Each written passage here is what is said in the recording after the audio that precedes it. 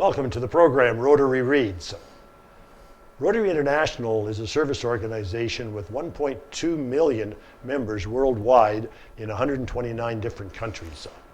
Each month, the Rotary International produces a magazine which goes out to all of the members in 25 different languages, actually. The magazine contains articles of interest to Rotarians and others, of course, updates on worldwide initiatives, and many club projects as well. Rotary Reads is an attempt to bring you some of these stories and hope that you enjoy them. With me today, my name is Dave Bennett. I'm a member of the Rotary Club of Nipawin here in Manitoba, and to read with me today is Rrain Prior, a member of our Rotary Club as well. Welcome, Rrain. Thanks, I'm glad to be here.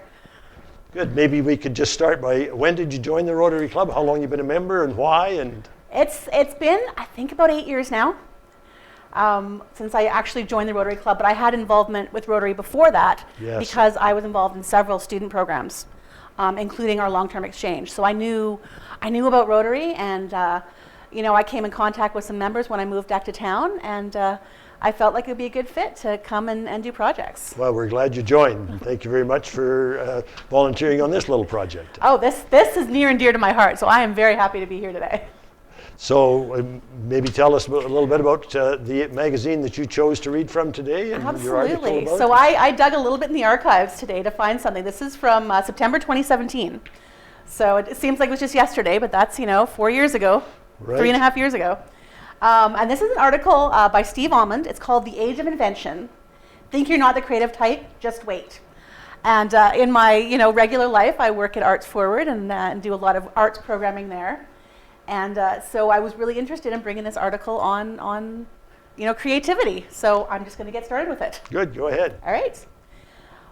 One spring day in 1995, I was driving through an industrial section of Winston-Salem, North Carolina, when I spotted a parked van covered with fanciful paintings of polka-dotted giraffes, an African-American Statue of Liberty, and children riding giant cows.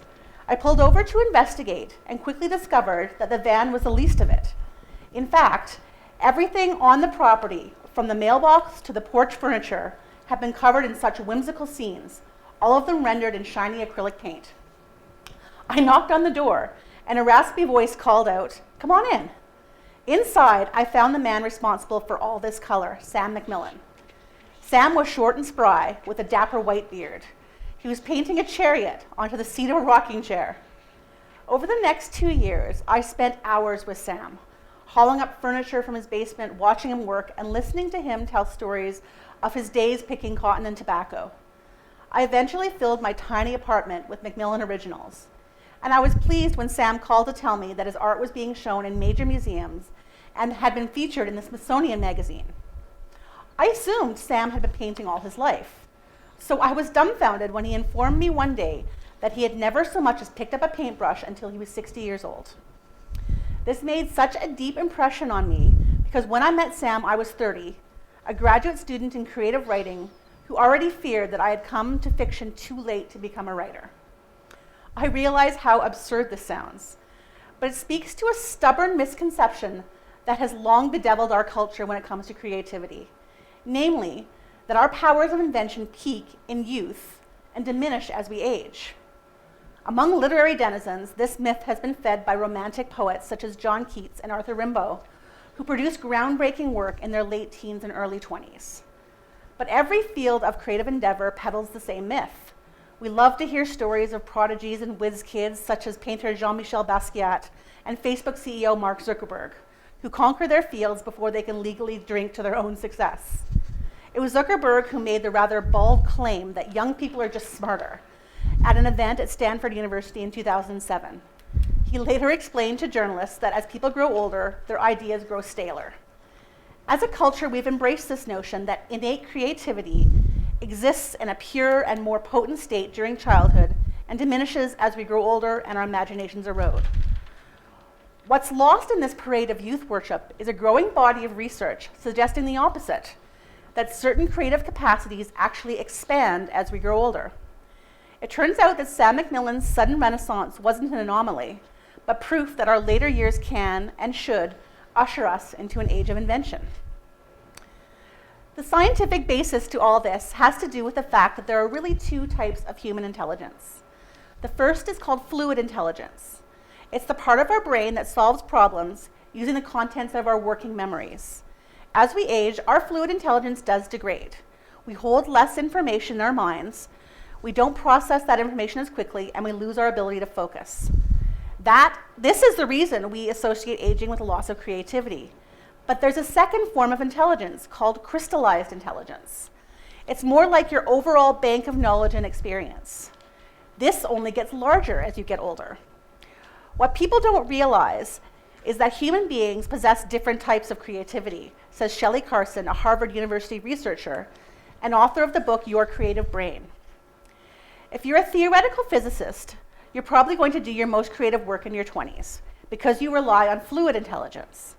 But for a novelist or a composer, or even a medical researcher, you can expect that your creative work may continue to improve as you age because your attention broadens.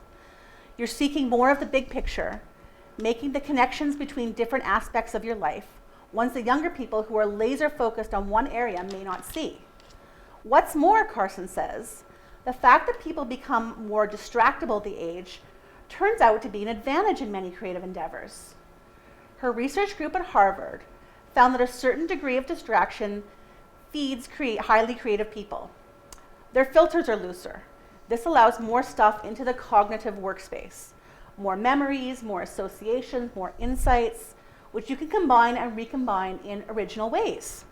As the brain grows older, it comes to resemble the creative brain in one other crucial manner. We stop being so self-conscious.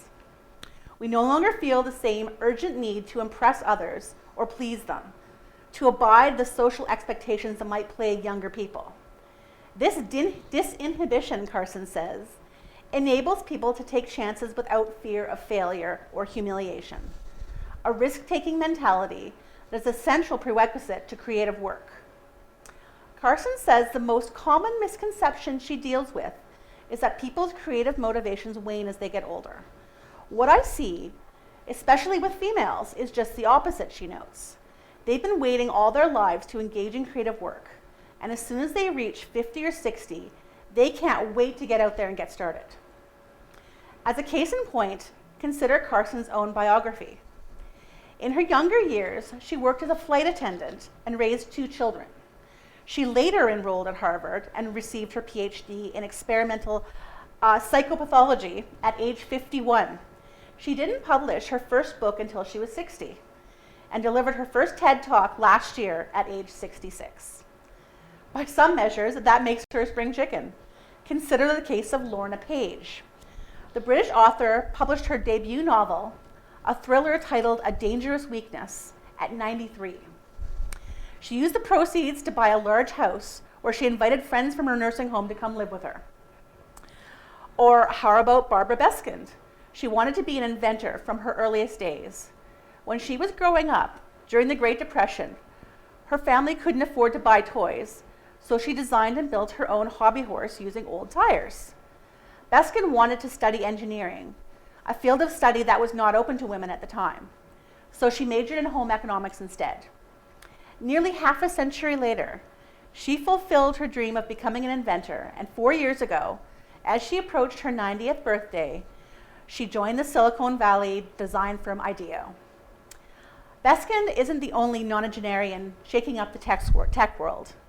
Earlier this year, physicist John Goodenough, working with a team at the University of Texas at Austin, filed a patent for a new kind of fast-charging compact battery that could revolutionize electric cars and make petroleum-fueled vehicles a thing of the past.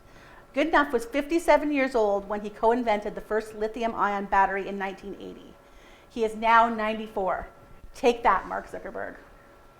Wow, there's a lot of new ideas in there. I know. It makes me really feel good at my age, right? The creative juices and so on, but I like those ideas. I hear this so often too, and that's why this really spoke to me, is people coming and saying, well, I'm too old to start doing that, or, that's, kids are so much more creative. I'm like, no. I see so many people coming and like joining the art club when they retire, or taking up new hobbies, and it's just amazing, the creativity. We lose that that creativity, or we think we do when in our working lives, I guess. I mean, real children, they're creating unbeknownst and all the time. And then I guess as you get older, you get, you lose your inhibitions, as the article says, and you're more willing to take a chance. And that is very true, not on just a creative level, but on a lot of levels, that you just stop worrying so much about what people think of what you're doing, and you just do what you want to do. Yeah. And that's where that creativity comes from. We stifle it, I think, during some middle period of our lives when we worry so much about, As you know, we're snowbirds, and well, not this year, we're not obviously, but nobody is this year, really. But the creative crafts that go on in our park, and I'm sure many other parks down south, and people are learning to paint and learning to create. There's lapidary and woodworking and all kinds of things that both men and women are getting involved in the creative process and really enjoying it too. Yeah, I started painting in my 30s, and I thought, I'm coming to this too late. I'm like, now I think, how ridiculous is that, to think that was too late to come to painting? That's just That's crazy. Right. But there is that pervasive idea in our culture that. Well, maybe we're too busy with our jobs and our vocations, and we're not, just willing to let ourselves relax and do a little of that creative work. I sure like the idea that you've got all this experience. That's what helps creativity. Exactly. I think especially, I'm thinking about painters here, and because, a lot of that is what I do. But think of it in terms of writing. Some of novelists' best works come later in life when they have all this experience to draw from to tell these stories. That's for sure. I'd like to a shout out to Rick Sparling, a local Neepawa. Absolutely, lad. Rick's probably 70 right now, or in that area, I'm sure. And in the last 4, 5, 6 years, he's written three books, 2 on local hockey here and 1 on the town and businesses in the town. And his 4th book is working on now, which is a project to do the history of the Neepawa natives, the local hockey club, the junior A hockey club. So a shout out to Rick for doing that and showing. Absolutely. He's not a lifelong novelist. He started. No, I don't think writing so. his books on the town. So that's great. And you've got, as you said, in your position at Arts Forward, you get many people, and you're encouraging them to do that. Absolutely, and that's one of my biggest messages I try to get out there is it's never too late to start this stuff. In fact, right now, today, tomorrow might be the best time to start. Good. What else have you got there? Well, you know what? I can carry on with this. There's some more really interesting stuff to come out of here. Is there a little? Yeah, we've got a little time. I think maybe. I think if you so. want Yeah, to sure. Absolutely. Proceed a bit with this. Sure. So here we go. Dean Keith Simonton is a professor emeritus of psychology at the University of California, Davis. For 4 decades, he has been one of the world's leaders in investigating the relationship between creativity and aging. Simonton himself was drawn to creativity and aging because he could see that American researchers had lost interest in the field at precisely the wrong time. I couldn't understand why, the 69-year-old observes, particularly given all of the baby boomers who would be aging in the next few decades, including me. Like Carson, Simonton has battled the stubborn misconception that creativity inevitably wanes as we age. Some think that we are most creative when we're school kids, finger painting, he says. But in most domains, creative productivity doesn't peak into the late 30s and early 40s. Simonton stresses that the way most people think about creativity and aging is fundamentally flawed. Why? Because we focus far too much on chronological age when we try to assess someone's creative potential. Instead, we should be considering what Simonton calls career age. That is, how long someone has been engaged in that particular creative endeavor. Early bloomers often have creative primes shifted forward, whereas late bloomers will have their peak years delayed. This helps explain why folks such as Barbara Beskind or my painter friend Sam McMillan have enjoyed so much success. They may be advanced in years, but they're young as creators. And I think that is really an important thing to consider too. Absolutely. For anyone engaging in any creative endeavor, your best days are not going to be the first week you pick up a paintbrush. You're learning and growing as you do this. Hopefully that first day you start, you get a feeling for it and a liking for it so that you come back. That's true. That is true. But there's a joy in producing something, even if no one ever sees it. And I think that's important too, is that this is coming from within yourself to create something. It doesn't have to be, this guy, Sam McMillan, he had it all in his house. It was in his yard. He wasn't, going out and selling these things and trying to be a big name. And this, the author Steve Almond, he just happened across he knocked it, on his apparently. door. Yeah. He saw something outside and So knocked on this his is, door. creativity coming, just producing for yourself. Well, that's great. Well, certainly Rotarians and Rotary clubs are trying to be creative in the work that they're doing and some of those things. And maybe I could just take a moment here, Rrain, and I invite you to do so. I know exactly what you're going at there, and I would love to hear about it. Indicate what some of the clubs, there's a section in the magazine each month that's called World Roundup that is Rotary projects around the globe, and particularly looks at certain clubs and so on. And in this particular issue, there was one from the United States. It's mentioned here. It says Rotarians delighted school children with reveries of green eggs and ham, and a certain cat in the hat, as they trekked some 300 first grade classrooms across Hawaii to read from the works of Dr. Seuss in a week-long 5 million word challenge that concluded in early March, in addition to donating books to the public and charter schools.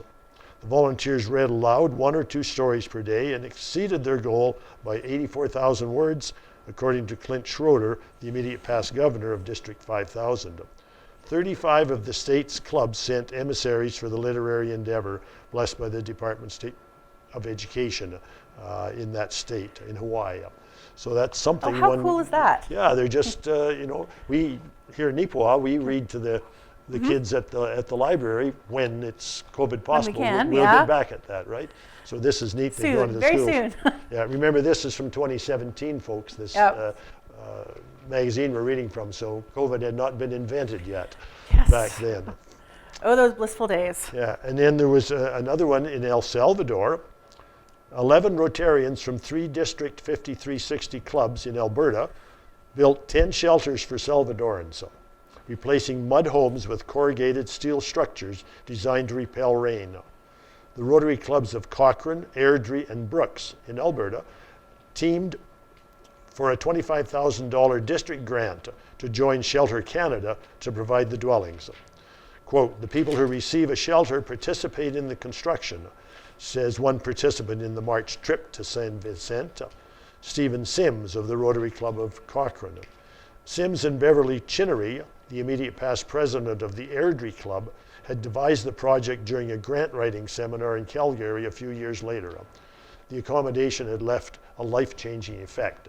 And I know that when Rotarians get involved in projects around the world, and particularly if they have a chance to visit, it is a life-changing event. And we should mention you had that opportunity to deliver the polio vaccine. I did. When you were a student. Unexpectedly, in the Philippines, didn't you? I was over there for a year, and one of the big projects, because we were still doing a lot of vaccinations at that time, this was in the 90s, was going out into the smaller communities with my Rotary Club.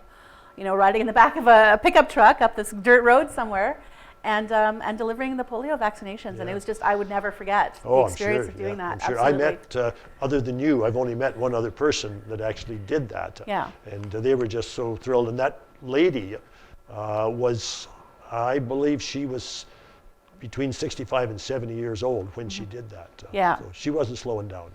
Absolutely she was a not. Rotarian from England that I met. Well, there's a project in Egypt there. You got the magazine? Yeah, you want to take that one there? Sure. If you can pronounce those words. I will give it my best.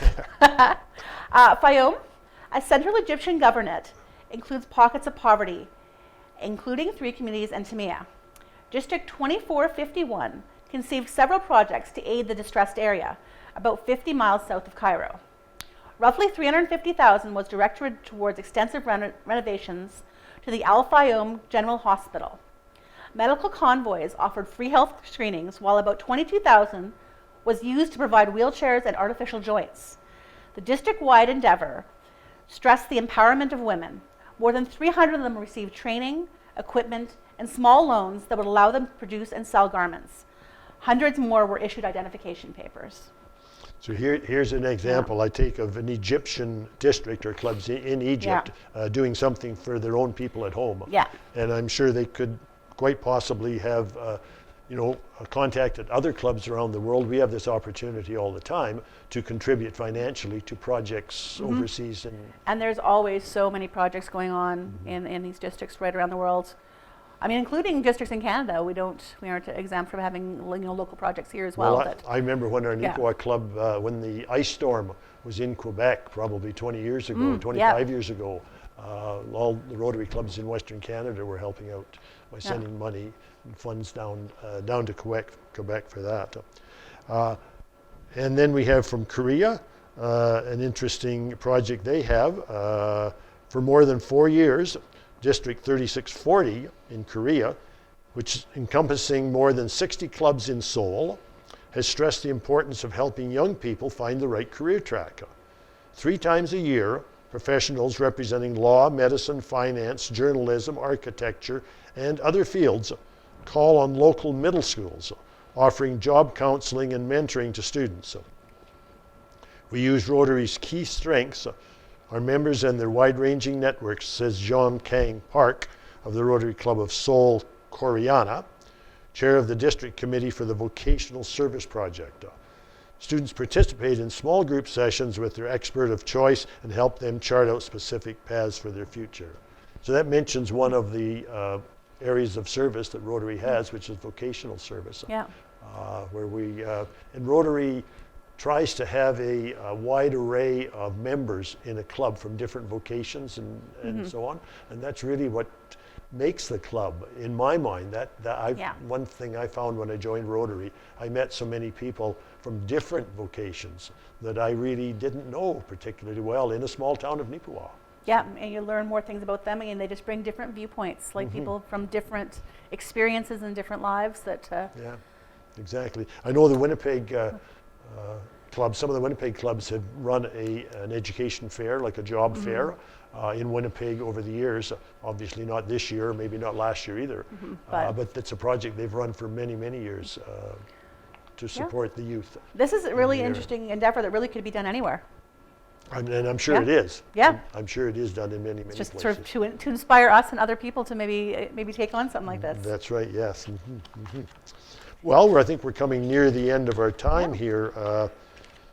Rrain, I just kind of like to finish up with the objects of Rotary.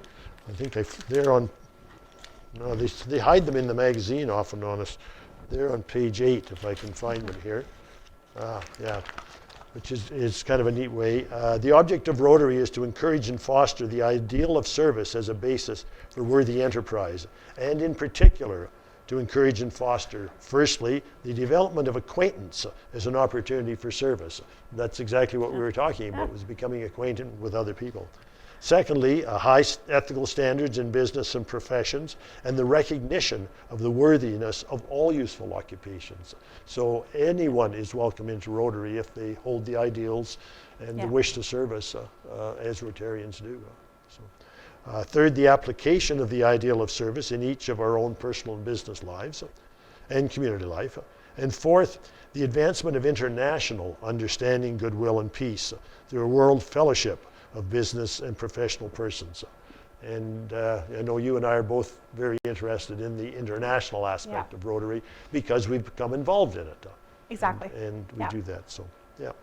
So that's great. Well, the 4-way test of Rotary is that, is it the truth? Is it fair to all concerned? Will it build better goodwill and better friendship? And is it beneficial to all?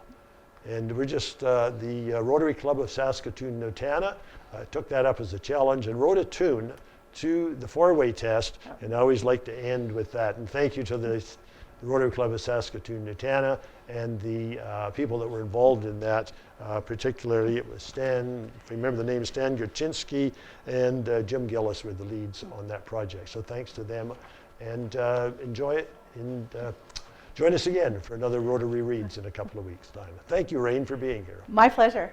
Anytime.